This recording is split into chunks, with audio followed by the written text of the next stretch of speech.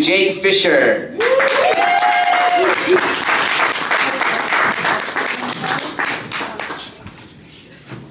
What's going on, Krackpots? How we doing this Sunday evening?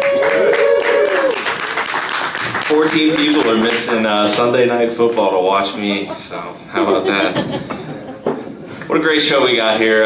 Ben Wilkinson's putting this on for us. It's going to be a great time. I hope you enjoyed Chris. He's hell of a dude, hell of a comic.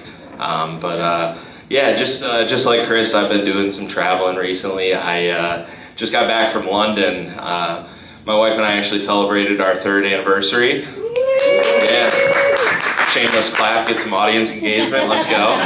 But no, we celebrated our 3rd anniversary. We stayed in London for like 8 days and stayed in an area called Whitechapel, which is like a borough of the city. After like 3 days, I got a little suspicious and hit a quick Google. Turns out it's the highest per capita Muslim population of the entire city of London. I feel like Whitechapel's a little bit misleading. I think they should have called it Brown Mosque, but yeah. If you don't like that, wait for the next 10 to 12 minutes.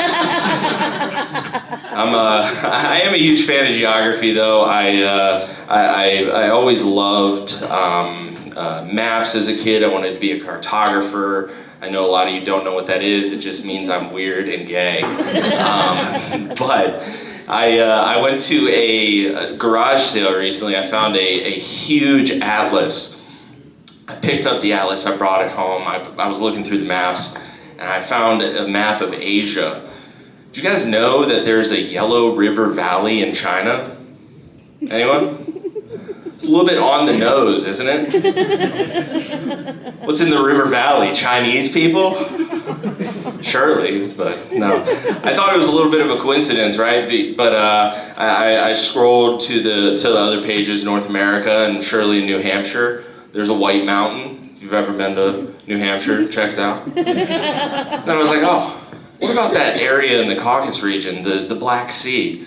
Wonder what the demographic makeup of that is.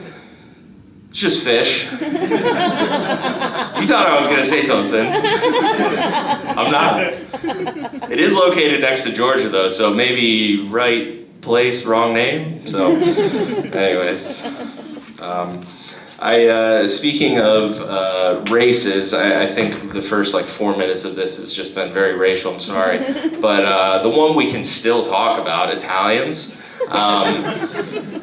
I think Italian men every single Italian man has Asperger's, and it goes completely undiagnosed. I say that because I feel like you could take someone with all the symptoms to a doctor, and you'd be like, doctor, I think he has it, and they'd just be like, no, he's a passionate Italian. But doctor, he doesn't understand social cues whatsoever. He's Italian. Doctor, he yells at everyone. No, he's Italian. Doctor, he offended 3 people at dinner last night and spit in someone's face while saying, forget about it. No, he's Italian. He's Italian. No, I feel like you can't tell the difference between an autistic meltdown and an Italian outburst. One of them is extremely overwhelmed by loud noises. One of them is the loud noise. You can't tell which one's which, and they both have the same reaction, just...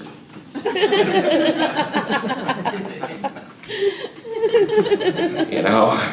But speaking of Italians, there's a lot of those in Boston. I lived out in Boston for a couple of years, and it was a great time. While I was out there, decided to do the Freedom Trail. If anyone knows what that is, it's a very important piece of our country's history and how it came to be. But our tour guide kept talking on this tour. We'd go from stop to stop, and he'd be like, the British are coming, the British are coming. I was like, why are the British so horny?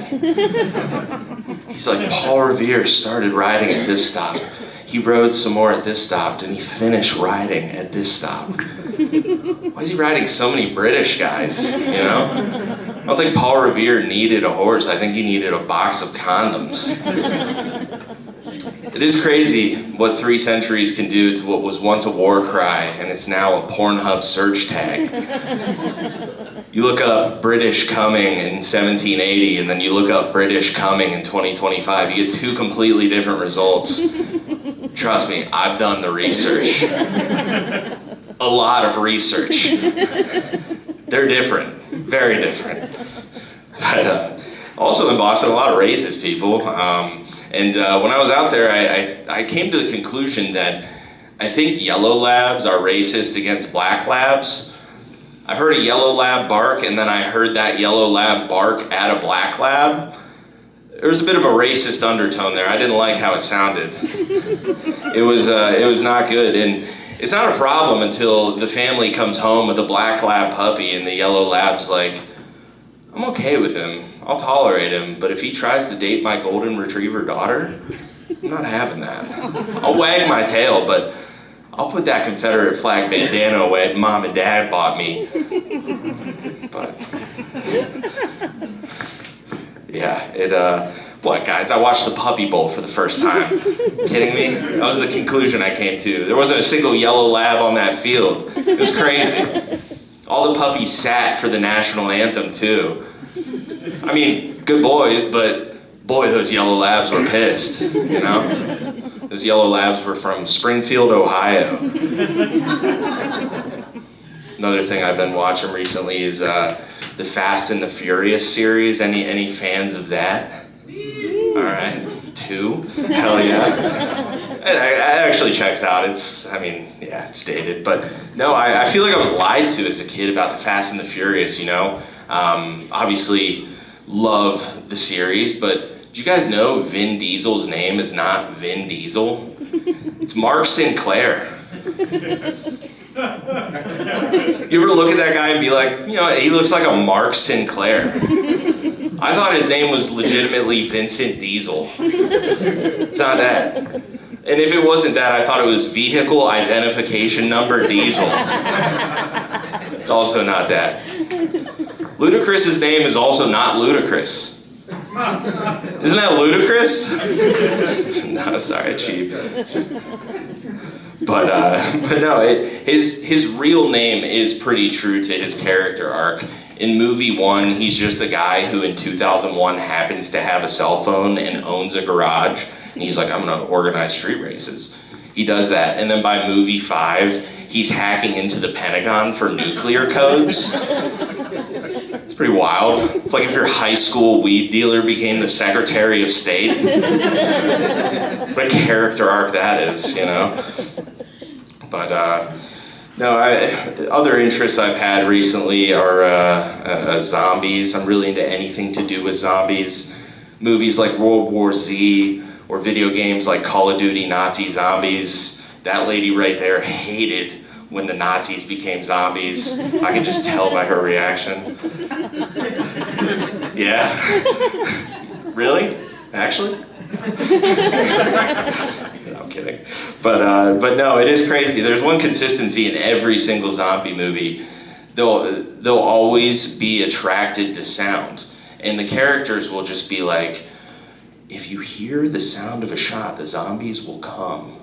Do not make any noise. The zombies will come. Let me set the scene for you. You're out of food. You need to go looting. You're in a warehouse. You spot some canned goods in the corner. You're approaching them. There's some zombies attracted to you. Brrr. You need to buy a few seconds. What do you do? Brrr.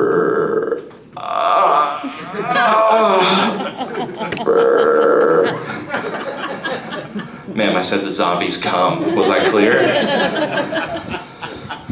But, I'm sorry for this last 9 minutes, guys. I think karma's gonna get to me one day, and one thing I think karma's gonna really get me with is a debilitating disease when I'm very old.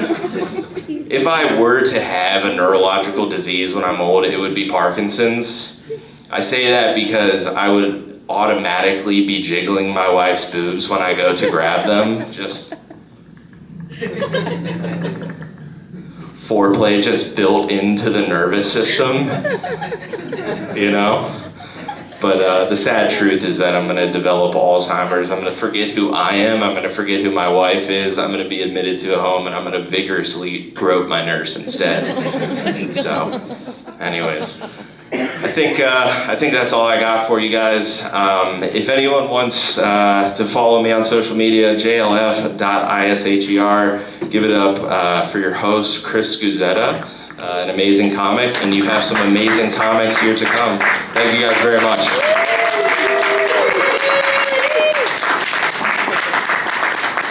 All right, Jake Fisher, everyone.